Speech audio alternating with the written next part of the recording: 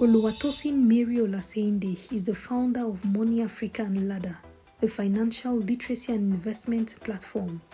She is a chartered accountant with over 10 years of experience spanning across audit, financial accounting, corporate finance and investments.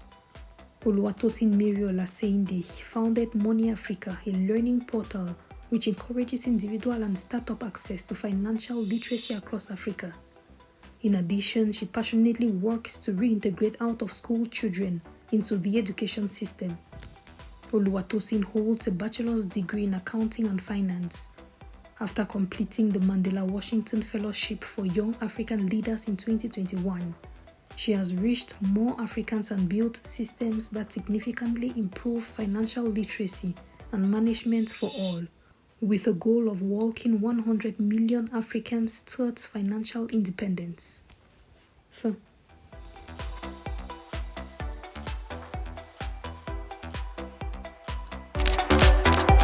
My name is Oluwatosin Olaseinde. I'm the founder of Money Africa. Money Africa is a financial literacy platform that teaches people how money works. So it all started from me struggling with my own money. I struggled with my money, so I had to educate myself about it. And once I figured it out, I wanted to teach other young people about how to make money work. It's very important to develop women-centered leadership because number one, you're addressing the problems that women have. Also, money in the hands of women is countless, is limitless, right? So you're educating women about how money works. You also want there to be leadership of women. Also, you're to also inspire younger women. People want to see people that look like them. So if they see a woman on the board, they can aspire towards it. So it's very, very important that we push women leadership. Okay, when it all comes to governance, I'm all for quota. I feel like there should be a quota in order to get more women into leadership. And if you even look at it from our, for instance, in Nigeria, for certain regions, for Senate seats, there are quotas and it works. So we want the same thing for women. We want to see more women representation. Another way as well is to catch them young, catch them early. Number three as well is to address the bias of politics. Some women feel like politics is evil and amongst others. So you want to demystify all those bias around it. And the last but not the least is funding.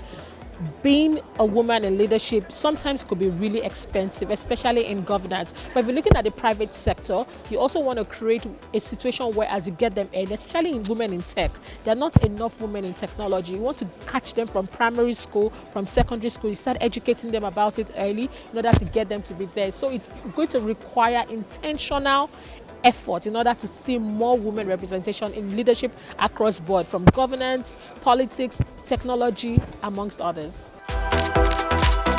So as a woman, for instance, only 1.3% of VC funding went to women entrepreneurs last year, right? So funding is a big deal. We want a situation where as women are funded, right, and they can also, get access to capital and be able to build and grow their businesses.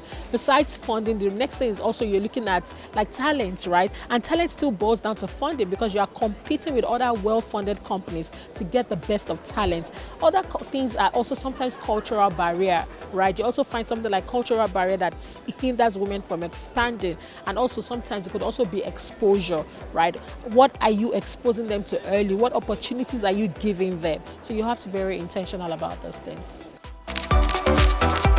Okay, in terms of managing professional life and personal life, one has to, I want to succeed with my work. I also want to succeed in my personal life, right? So it's a constant battle of you just trying to ensure that you're balancing it. Some days professional life is going to win, some days personal life is going to win, but on average I want a situation where as I balance both. So how do I do that? Number one, I have accountability partners.